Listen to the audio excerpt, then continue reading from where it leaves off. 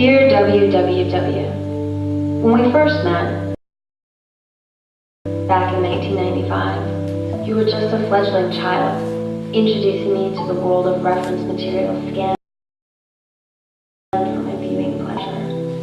It's supposed to make writing papers easier, they said, trying to coax me into your bed with gelatinous ease. Let's get real though. I liked the smell of musty old library books, yellow parchment pages, mildewed bindings, and plastic bins full of magazines.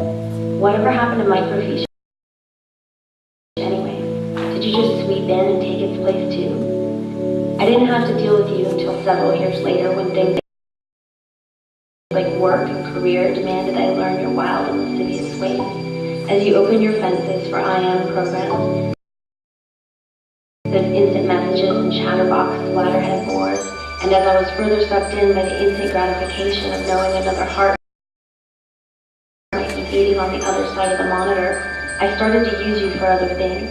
The instant connections started fusing through routes of wiring, firing neurons of love, hate, fight, and lust into directions none of us could control. I did that blog thing, typing my wants and desires. I left it out onto you, WWW, waiting for your acknowledgement. And then you came through, or maybe it was me. I started meeting and keeping, even just fleeting relations. Sparked more than quiet words muttered under my breath in subway tunnels. First there was the artist in despair, his programs webbed across the crevices of his brain. I left him to sink into a hole we couldn't see the bottom of. Then there was a man with white pants being the most memorable thing about him. Yeah, and his penchant for expensive sushi. Then the man with the red shirt, his messages and lust stretched across the fibrous tendrils of your connectivity, throwing me down on the bed just to have his way. For a while after that, they all remained a smear of namelessness, faces I'd be happy to sit in a room with now and pretend I knew nothing about. I don't think I could recognize them without you anyway, WWW, because you were always my filter paper, foiled and tapered across lifelines, bylines, and highways of words and images. It wasn't until I met the NASA fellow, my photo man obsessed with space and the rings of Saturn, that the names started to stick. Well, the worthy ones.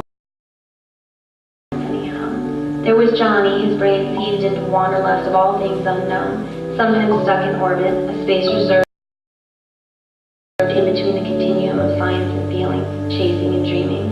His skills extended from the fine grain of his photographs to the far-reaching eyes of the telescope. See, WWW, I was just trying to stroke a little of my own ego, see, by sitting pretty as a silly little model wannabe. But maybe, WWW, I didn't need to have you intervene in the tricked out ways you did. Because when we parted ways, I wanted nothing more to do with you. You tricked me and tripped me and made me miss me and everything there was before your tenuous circuitry came to be. Then there was that one, the only, WWW, he's still around, Mr. Appletree. There's that little friend playing and face foe, and he saw my image cascaded out underneath another person we both knew. He tried to scurry into my little IM doodad, blowing possibility under my wings, broken, undone, quartered and some, and it worked for a while. And in this time your belly and ego swelled and would grow. You became bigger, a monster, and my love for him grew limbs, until the thing that brought me to you, that little flip of my tick-tick, started sliding away.